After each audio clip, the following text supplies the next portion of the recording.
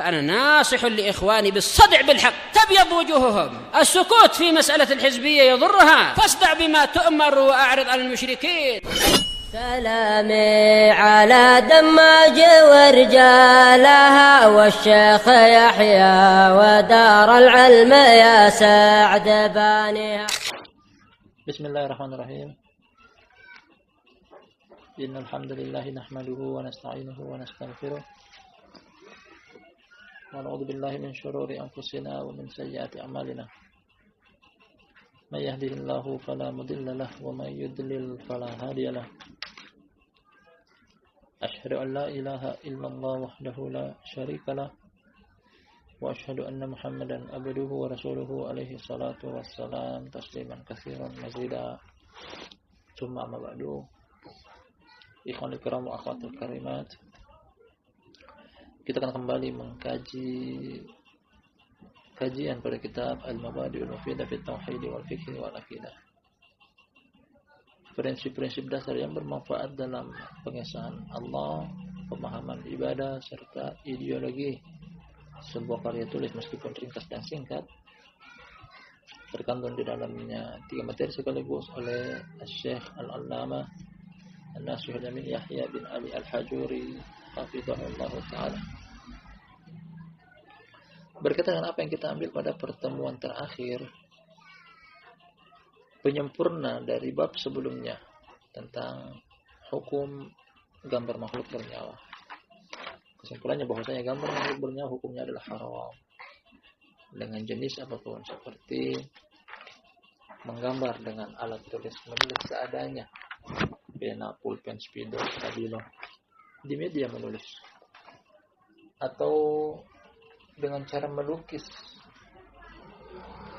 dengan kuas di atas kanvas, atau dengan gambar makhluk bernyawa 3 dimensi, pahatan, arca, baik itu di media batu, tanah liat yang dikeringkan, kayu yang dibentuk, atau dengan menggunakan alat fotografer karena sekarang kamera dan yang semisalnya. Demikian juga mengcopy gambar yang sudah ada, atau termasuk juga yang datang dalam pertanyaan sebagian ikhwan atau akhwat tentang video callan dan juga CCTV, semuanya itu termasuk gambar makhluk bernyawa yang diharamkan oleh syariat Allah Subhanahu wa taala, termasuk dosa besar. Kemudian telah kita singgung juga apa yang beliau bawakan kepada kita keterkaitan gambar makhluk bernyawa dengan kesyirikan. Ternyata memiliki keterkaitan yang sangat erat dengan 2 alasan. Pertama, bahwasanya mencipta adalah hak prerogatif Allah Tabaraka wa taala, hak mutlak Allah yang tidak ada satu makhluk pun bersekutu dengannya. Oleh karena itu, menggambar termasuk merampas hak cipta Allah Subhanahu wa taala.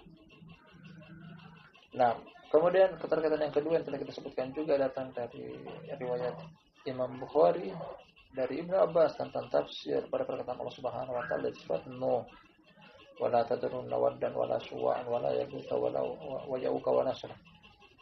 Keterkaitan yang kedua bahwasanya terjadinya kesyirikan pertama kali di permukaan bumi dengan perantara gambar makhluk bernyawa, patung-patung yang dibentuk dengan wujud orang-orang soleh ketika itu. Jadi kita akan ambil poin baru pada pertemuan kita di sore hari yang berbarokah ini. Langsung saja kita baca kata Syekh Yahya ibn Ali Al-Hajuri hafizahullah ta'ala as-salisata asyara yang ke-13. Silakan ini. Nah, kata beliau, fa idza qila laka ma ta'riful ibadah, apabila dikatakan kepada engkau, apabila ditanyakan kepada engkau apa pengertian atau definisi ibadah. Nah, hari ini kita akan menyinggung tentang ibadah, masih berkaitan dengan materi akidah. Apa itu ibadah? Apa yang dimaksud dengan ibadah? Apa yang mencakup peribadatan? Sebelum kita baca jawaban dari pertanyaan di atas tentang pengertian akan ibadah, sebenarnya pemahaman ini, untuk meluruskan pemahaman sebagian orang bahwasanya atau amalan sebagian orang, mereka menganggap bahwasanya ibadah itu hanya ketika masuk ke dalam masjid, kemudian mengangkat tangan dengan bertakbir, kemudian selesai dengan salam. Itu ibadah. Jadi mereka ibadah hanya ketika masuk ke dalam masjid. Yang lainnya mereka tidak beribadah. Wa ila ibadah lebih luas daripada itu sesuai dengan apa yang akan kita baca nantinya berupa pengertian dan definisinya. Jadi mereka hanya beribadah, taruhlah mungkin, satu kali sholat terhitung hanya 5 sampai 10 menit. Taruhlah paling fullnya 10 menit. Dikali 5 waktu sholat, berarti mereka hanya beribadah dalam satu hari 50 menit saja. Taruhlah 1 jam. 23 waktu yang lainnya dalam sehari mereka tidak beribadah. Padahal barakallahu fikum jami'an ibadah bisa apa saja ibadah. Akan datang nanti terperinci bahwasanya ada ibadah hati, ada ibadah anggota tubuh, serta ada juga ibadah lisan. Bahkan mata bisa beribadah, mulut bisa beribadah, telinga bisa beribadah, jari jemari bisa beribadah, tangan dan kaki juga ikut beribadah kepada Allah Subhanahu wa ta'ala. Bahkan bulu, rambut yang kita miliki, akan kita terangkan nanti bahwasanya pun ikut beribadah kepada Allah Subhanahu wa ta'ala. Jadi ibadah mencakup, cakupannya sangat luas. Apa pengertian tentang ibadah atau definisi tentang ibadah? Fakul, maka katakanlah, ini jawaban dari Syekh Yahya sang penulis. Hiya ismun jami'un likulli ma yuhibbuhu Allahu wa yardah. Kita ulangi. Ibadah adalah hiya ismun jami'un likulli ma yuhibbuhu Allahu wa yardah. Kita artikan. Ibadah adalah satu kata yang mencakup segala sesuatu yang Allah cintai dan Allah ridhoi. Kita ulangi. Ibadah adalah satu kata yang mencakup segala sesuatu yang Allah cintai dan Allah ridhoi. Sebenarnya masih ada lanjutan dari pengertian ini, beliau singkat sampai di sini. Kalau pemilik pengertian ibadah ini adalah datang dari Syekhul Islam Ibnu Taimiyah rahimahullah dalam kitab Al-Ubudiyah yang mengartikan tentang ibadah dengan ta'rif seperti ini. Jadi pengertian ibadah dengan definisi seperti ini adalah milik Imam atau Syekhul Islam Ibnu Taimiyah dalam kitab Al-Ubudiyah. Wa ila ada lanjutannya.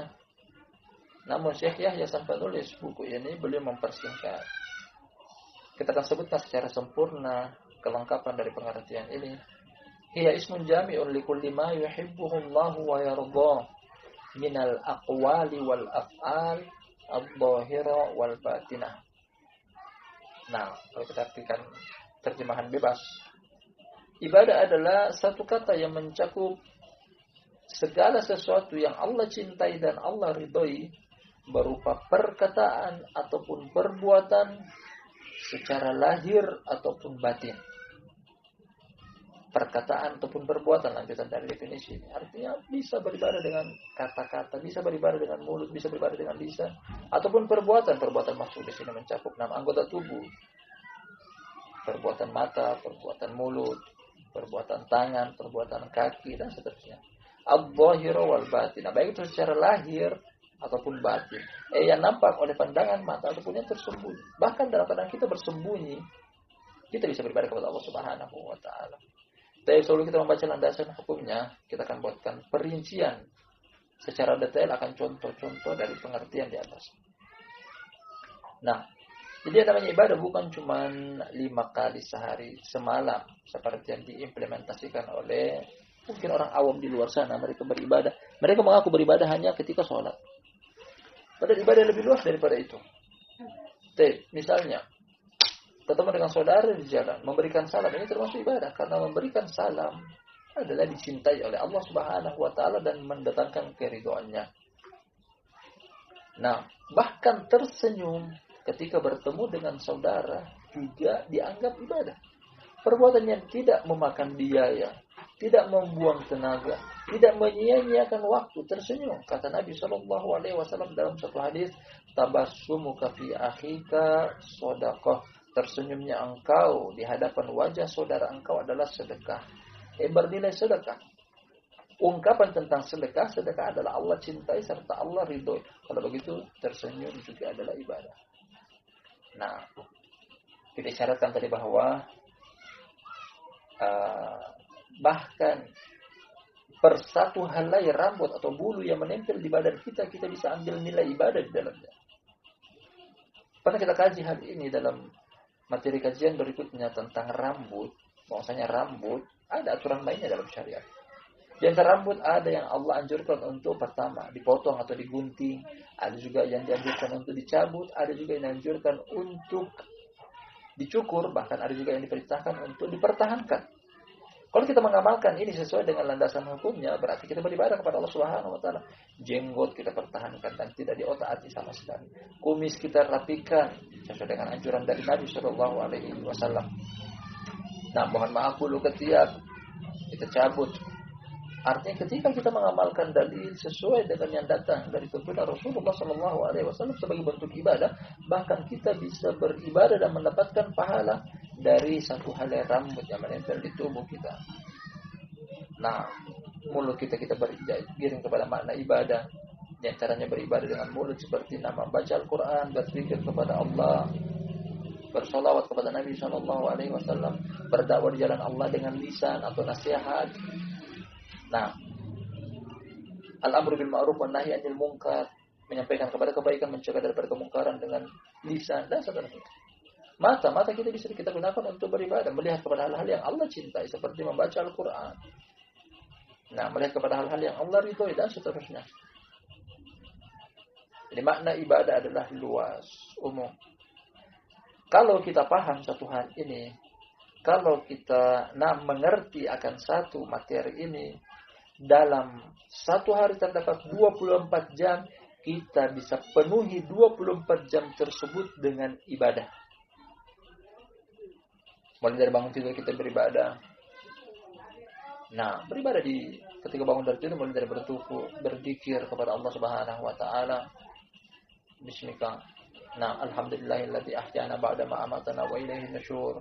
Kemudian beranjak ke kamar mandi, mulai dengan kaki kiri masuk kamar mandi, berwudu, istinja dan seterusnya. Beranjak sholat. Kemudian berzikir sesuai dengan waktu-waktu yang Allah tentukan, berzikir di pagi hari, berzikir di sore hari, berzikir ketika masuk rumah, keluar rumah, masuk masjid, keluar masjid, ketemu dengan saudara di jalan, berikan salam dan seterusnya. Dalam satu hari 24 jam kita bisa realisasikan ibadah, bahkan dalam 24 jam satu hari. Karena ibadah maknanya luas. Nah, ibadah maknanya luas. Kesemua itu tergantung dari niat. Nah, kesemuanya itu tergantung dari niat. Pernah kita singgung pada poin-poin awal dari buku Mabadi'ul Mufidah ini. Nah, tentang ungkapan salaf dari bahasa Arab, adatul alimi ibadatun wa ibadatul jahili adatun. Nah, maknanya begitu mendalam. Hanya dipahami oleh orang-orang yang mengkaji ilmu agama Allah Subhanahu wa taala. Yang artinya adalah tradisi dari orang yang berilmu bisa bernilai ibadah.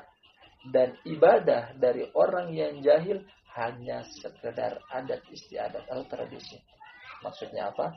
Orang yang berilmu bisa dia memetik pahala bahkan pada perkara-perkara yang terbilang mubah.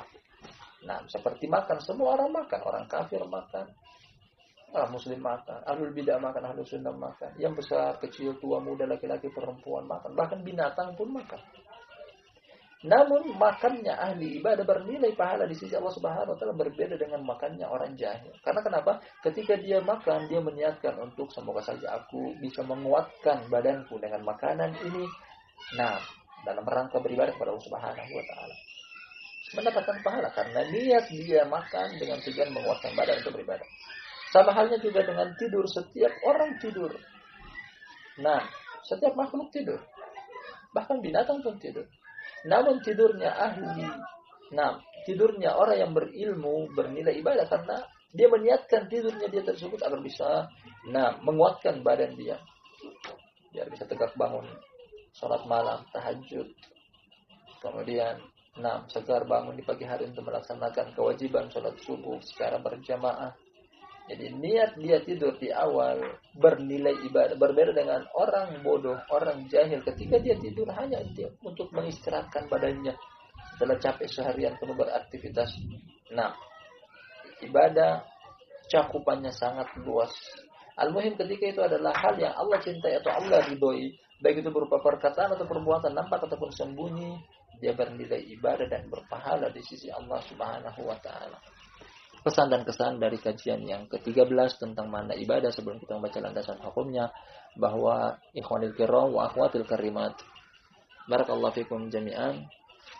Nah, penuhi catatan-catatan amalan kita dengan pahala-pahala ibadah kebaikan. Dalam setiap amalan jangan lupa untuk meniatkan lillahi ta'ala. Nah, memberikan makan kepada istri lillahi ta'ala. Pihak perempuan melayani suaminya lillahi ta'ala. Anak berbakti kepada orang tua memberikan nafkah kepada anak, niatkan lillahi ta'ala. Nah, kerja apapun, baik itu tangan kita, kaki kita, mata kita, mulut kita, niatkan lillahi ta'ala. Karena kesemuanya tersebut bisa bernilai ibadah dan berpahala di sisi Allah Tabaraka wa Ta'ala. Kita baca landasan hukumnya.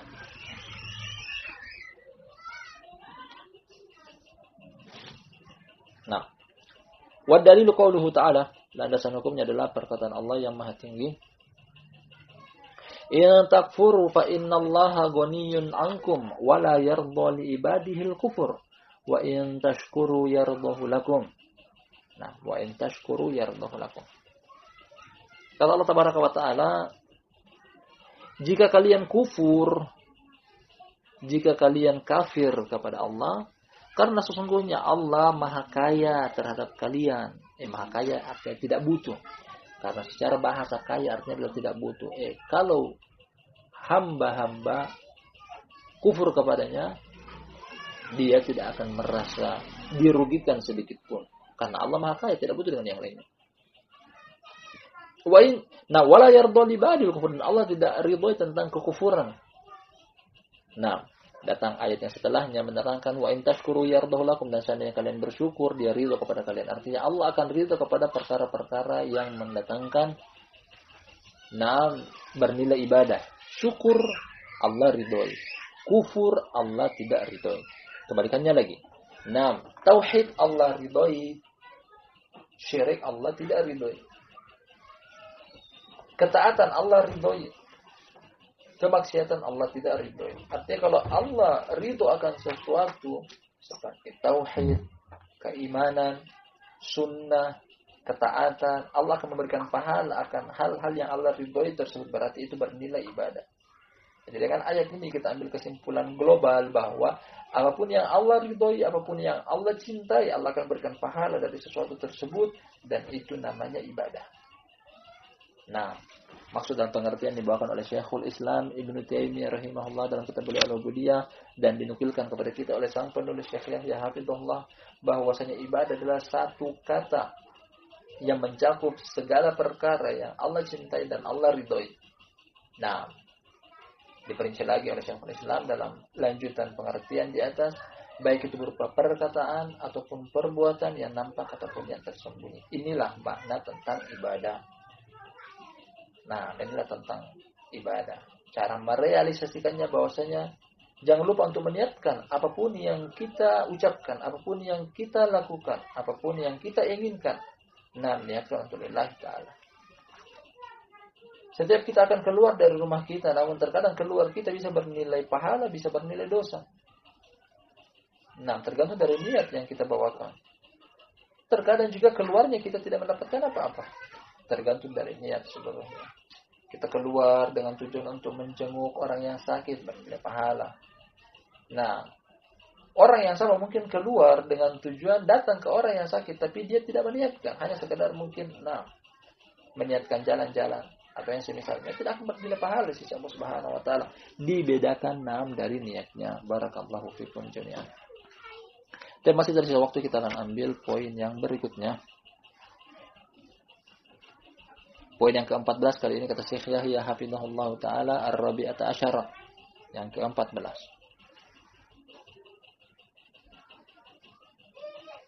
Nah, fa idza qila laka aina Allah, apabila dikatakan kepada engkau di manakah Allah. Nah, pertanyaan ini terdengar sepele. Di mana Allah? Di manakah Allah? Hanya saja belum tentu setiap individu umat manusia bisa menjawabnya dengan jawaban yang tepat. Makanya butuh untuk dikaji, butuh untuk dipelajari. Kenapa butuh? Karena permasalahan yang sepele ini terkadang bisa membedakan antara orang itu mukmin atau kafir, sunni atau bid'i. Ketika salah memahami perkara ini, nah, orang tersebut akan kita golongkan antara itu dia mukmin atau kafir, sunni atau bid'i. Akan datang nanti jawaban yang tepat tentang di manakah Allah ketika datang pertanyaan. Kita sebutkan contoh sebagian orang ketika ditanya tentang permasalahan seperti ini, sebagian mereka memberikan jawaban, astagfirullah, jangan tanyakan hal ini. Hal ini tidak boleh untuk dipertanyakan. Nah, artinya orang ini berikan jawaban dengan jawaban yang sesat. Karena memiliki pemikiran yang sesat. Kenapa tidak boleh? Sedangkan Nabi SAW saja nanti akan datang lagi sebetulnya boleh bertanya. Memberikan pertanyaan ini kepada seorang wanita, seorang gadis kecil, akan datang nanti dalilnya. Sebagian mereka lagi ketika ditanya tentang di manakah Allah, mereka memberikan jawaban Allah ada di mana-mana. Allah ada di mana-mana. La ilaha illallah. Ucapan yang terdengar sepele, tapi konsekuensinya adalah kekufuran. Memberikan jawaban bahwasanya Allah ada di mana-mana, konsekuensinya adalah kekufuran. Kalau meyakini bahwasanya Allah ada di mana-mana dengan zatnya, wujudnya, dirinya, di permukaan bumi tidak setiap tempat bersih, ada yang kotor. Ada WC, kamar mandi, waliyadzubillah, kloset, ada tempat pembuangan sampah, ada aliran air, pembuangan comberan, got, ada tempat yang becek, dan seterusnya. Ada tempat yang najis, ada tempat yang kotor, ada tempat yang bau, ada tempat sampah. Ketika kita mengatakan Allah berada di mana-mana, berarti Allah juga berada di tempat-tempat tersebut. Dan ini adalah kekufuran, menisbahkan kepada Allah sesuatu yang Allah tidak nisbahkan kepada dirinya. Nah, makanya jawaban seperti itu salah. Mengingkari pertanyaan seperti ini juga salah. Mengatakan jangan bertanya jawaban pertanyaan seperti ini. Atau memberikan jawaban maksudnya Allah berada di mana-mana. Kalau begitu apa jawaban yang tepat? Ketika ditanya tentang di manakah Allah, inilah kita akan baca jawaban dari Syekh Yahya sang penulis. Semoga Allah menjaga beliau. Faqul, maka katakanlah Allahu fis sama mustawin ala arsyihi. Nah, ini yang paling tepat. Allah ada di atas langit, meninggi di atas arsy-Nya. Nah, Allah berada di atas langit, meninggi di atas arsy-Nya. Kalau kita gambarkan alam semesta di dalam benak kita, alam semesta terdiri dari 6, langit dan bumi. Kita manusia hidup di permukaan bumi. Di permukaan bumi. Kemudian di atas kita, di atas bumi, terdapat langit. Langit terdapat 7 lapis. Langit pertama, langit kedua, langit ketiga. Nah, langit terdapat 7 lapis. Nanti akan datang juga pembahasan tentang hal tersebut pada tempatnya, bahwasanya langit terdapat 7 tingkat. Terdapat 7 tingkat. Kemudian di atas langit satu demi satu, langit 1, 2, 3, 4 sampai ke langit ke-7. Di atas langit ada 6. Ada tempat namanya Sidratul Muntaha. Sidratul Muntaha. Di sisi Sidratul Muntaha ada tempat namanya Baitul Ma'mur. Baitul Ma'mur tempat berkumpulnya para malaikat. Sebagaimana di permukaan bumi ada namanya Baitullah, Ka'bah, tempat berkumpulnya kaum muslimin, umat manusia. Di atas langit ke-7 ada namanya tempat Baitul Ma'mur, tempat berkumpulnya para malaikat. Dan di dalam Baitul Ma'mur dalam sehari berkumpul 70.000 malaikat dalam seharinya. Nah, kemudian atas langit yang ke-7 ada surga. Dan sebutkan dalam hadis bahwasanya surga Allah Subhanahu wa taala terdapat 100 derajat. Jadi di atas langit ada 6 langit terdapat 7 lapis, kemudian di atas langit ada surga dan surga terdapat 100 derajat. Kemudian di atas surga di atas surga ada samudera yang luas. ada samudra. Disebutkan dalam surat Hud, kata Allah Subhanahu wa taala, "Wa kana 'arshuhu 'alal ma'." Arsy-Nya Allah berada di atas air, di atas samudra. Jadi kalau di permukaan bumi di bumi ada laut, di atas surga juga ada samudra. Dan arsy Allah berada tepat di atas arsy Allah berada di atas samudra tersebut. Arsy Allah, makhluk Allah yang paling besar, paling agung, paling dekat dengan Allah, yang memiliki 4 tonggak, 4 tiang, dan masing-masing dari satu tonggak tersebut dipikul oleh malaikat yang luar biasa kebesaran dan keagungannya. Dan di atas arsy itulah Allah Subhanahu wa taala meninggi, terpisah, tidak bersentuhan sama sekali dengan arsy. Allah tidak butuh dengan arsy sebagaimana butuhnya raja-raja dengan singgasana mereka. Bahkan arsy-lah yang butuh kepada Allah Subhanahu wa taala, karena arsy adalah makhluk ciptaan Allah. Seluruh makhluk butuh kepada Allah. Jadi beda antara singgasana Allah berupa arsy dengan singgasana para raja-raja, mereka duduk di atas tahta mereka. Raja mungkin butuh dengan tahta, butuh dengan kursi. Karena dengan kursi itulah menunjukkan bahwasanya mereka adalah raja, pemimpin di kalangan rakyatnya. Namun Allah Subhanahu wa taala tidak butuh dengan arsy. Bahkan arsy-lah yang butuh kepada Allah Subhanahu wa taala, dan Allah berada di atas arsy. Ar-Rahmanu 'alal arsy istawa. Subhanallah. Terbetik dalam pikiran kita bagaimana tentang jauhnya ketinggian Allah Subhanahu wa taala. Nah, kita berada di permukaan bumi, tempat yang paling rendah. Di atas kita ada langit. Langit yang kita lihat, langit pertama, ternyata di atas masih ada langit lagi, 7 lapis langit. Di atas 7 lapis langit masih ada 100 derajat surga. Di atas 100 derajat surga ada lautan atau samudera, kemudian ada arsy, kemudian Allah meninggi di atas arsy. Nah, Allahu Akbar. Dan ini pemahaman yang tepat. Barang siapa yang menyelisih pemahaman ini bisa jadi terjerumus ke dalam kekufuran. Barang siapa yang salah paham dalam permasalahan ini bisa terjerumus ke dalam kebid'ahan. Nah, kita baca landasan hukumnya yang dibawakan oleh penulis Syekh Hafizahullah Ta'ala. Kita ulangi tadi ketika ditanya, "Faqul Allahu fis sama mustawin ala arsyihi." Nah, apabila aku ditanya di manakah Allah, maka jawablah Allah di atas langit, meninggi di atas arsy-Nya. Jadi arsy ungkapan tentang singgasana Allah Subhanahu wa taala. Landasan hukumnya adalah perkataan Allah yang Maha Tinggi, "Aamintum man fis sama ay yakhsifa bikumul arda fa idza hiya tamur." Surat Tabarok, surat Mulk. Ayat yang ke-16, apakah kalian merasa aman dari zat yang berada di atas langit untuk menggoncangkan kepada kalian bumi sedangkan dia itu berjalan? Nah, ini gambaran tentang hari kiamat, bahwasanya Allah yang menggoncang bumi segoncang-goncangnya. Bumi bisa berjalan. Gunung bisa berbenturan. Siapa yang membenturkan? Siapa yang memperjalankannya? Allah. Di mana Allah? Aamintum man fis sama. Allah di atas langit. Nah, dalil kedua qauluhu ta'ala Ar-Rahmanu 'alal arsy istawa, dan perkataannya yang Maha Tinggi, Ar-Rahman, yakni Allah. Dia adalah Ar-Rahman, yakni Allah. Berada di atas arsy, meninggi. Dan penyebutan tentang meninggi di atas arsy Allah Subhanahu wa taala terdapat 7 tempat di dalam Al-Qur'an. 7 tempat dalam Al-Quran, atau dalam surat Hud, atau dalam surat Sajadah, surat ini juga Toha, atau dalam surat Hadid.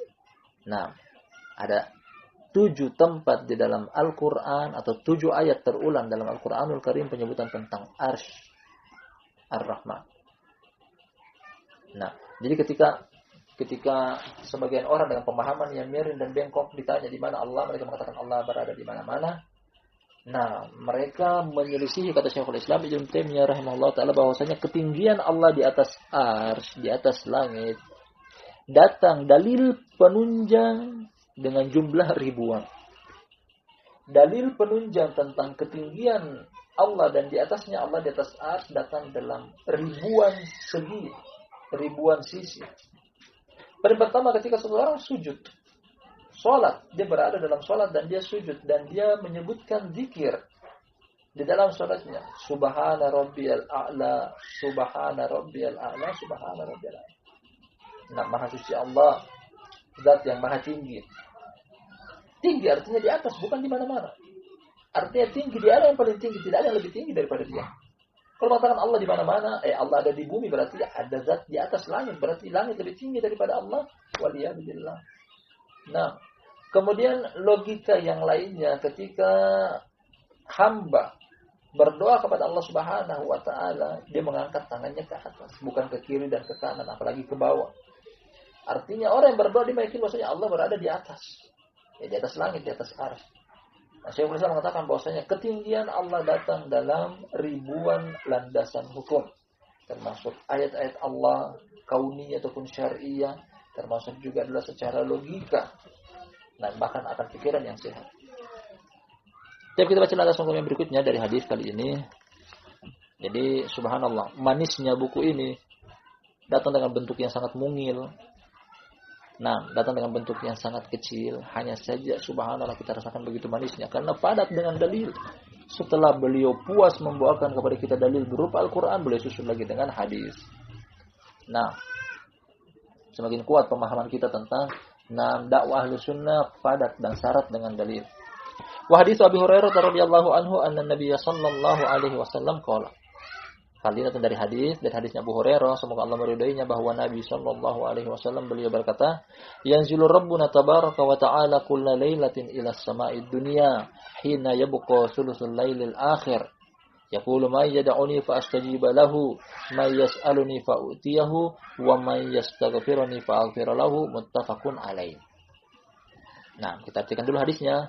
Dari hadis Abu Hurairah, semoga Allah meridainya, bahwa Nabi sallallahu alaihi wasallam beliau berkata, Rabb kita tabaraka wa ta'ala turun setiap malamnya ke langit dunia ketika tersisa sepertiga akhir malam. Nah, kita ulangi, terjemah secara bebas. Rabb kita tabaraka wa ta'ala turun setiap malamnya ke langit dunia. Langit dunia, langit yang paling dekat, langit yang kita bisa lihat dengan pandangan mata kita. Di siang hari terlihat putih kebiru-biruan. Di malam hari dihiasi dengan bintang-bintang. Itu langit dunia yang kita bisa lihat dengan pandangan mata kita. Kapan itu? Hina yabqa thuluthul lailil akhir, ketika tersisa sepertiga akhir malam. Sepertiga akhir malam artinya dalam satu malam mungkin antara 10 sampai 12 jam, kita bagi 3 bagian. Dalam 12 jam berarti satu bagiannya 4 jam. Ambil 4 jam bagian terakhir sebelum terbitnya fajar. Itu adalah sepertiga akhir malam. Dan dia berkata, yakni Allah berkata ketika itu, siapa yang berdoa kepadaku, pasti aku akan mengabulkannya. Siapa yang meminta kepadaku, aku pasti akan memberikan kepada dia. Dan siapa yang meminta ampunan kepadaku, pasti aku akan mengampuni dia. Muttafaqun alaih. Hadisnya riwayat Imam Bukhari dan Imam Muslim. Begitu kuatnya hadis ini, tidak diragukan tentang kesahihannya dan kebenarannya. Terakhir, sebagai keterangan tambahan dari hadis Abu Hurairah di atas, kata Syekh Yahya hafizahullah ta'ala, wa nuzul yakunu min a'la, dan turun, makna kata turun berasal dari atas. Dan dari hadis kata Nabi SAW, yanzilu rabbuna, artinya adalah Rabb kami akan turun pada sepertiga akhir malam, setiap malamnya ke langit dunia. Dan yang dipahami dari kata turun adalah dari atas, artinya Allah berada di atas kita. Di atas langit, di atas arsy, meninggi jauh. Bukan seperti apa yang dijawab oleh ketika sebagian pemahaman yang bengkok ketika ditanya Allah berada di mana, mereka jawab Allah berada di mana-mana. Ini adalah pemahaman yang keliru, bahkan terdapat melecehkan Allah Subhanahu wa taala. Allah berada di mana-mana berarti Allah berada di tempat-tempat yang kotor di permukaan bumi ini, waliyadzubillah. Jadi yang tepat sesuai dengan landasan hukum kitab dan sunnah. Bahwa ketika ditanya Allah berada di mana, Allah meninggi di atas arsy, di atas langitnya. Wallahu ta'ala alam bissawab. Mungkin ini yang bisa kita ambil pada pertemuan kita di sore hari yang berbarokah ini, mudah-mudahan bermanfaat. Terima kasih banyak atas kehadirannya dan menyimaknya. Lebih dan kurangnya mohon dimaafkan. Subhanakallahumma wa bihamdika asyhadu an la ilaha illa anta astaghfiruka wa atubu ilaik.